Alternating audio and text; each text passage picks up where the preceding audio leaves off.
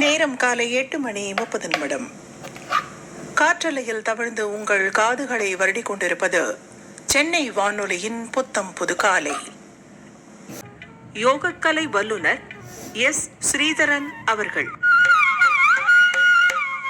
இந்திய பிரதமர் பரிந்துரைத்ததால் 21 ஜூன் ஒரு வருடமும் சர்வதேச யோக தினமாக என்றால் என்ன, என்னை விடுவித்துக் கொள்ள முடியும் என்றும் இந்த நூல் வழிகாட்டுகிறது. யோக சூத்திரம் 4 பாதங்கள் உண்டான ஒரு நூல்.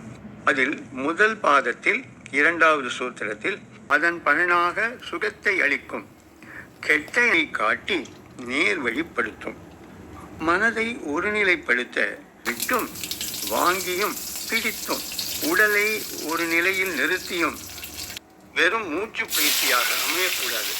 அனிச்சை செயலாக தானே இயங்கும் நம் மூச்சை நம்முடைய கட்டுப்பாடுக்குள் கொண்டு வருவதே பிராணாயாமம் என்று பெயர்.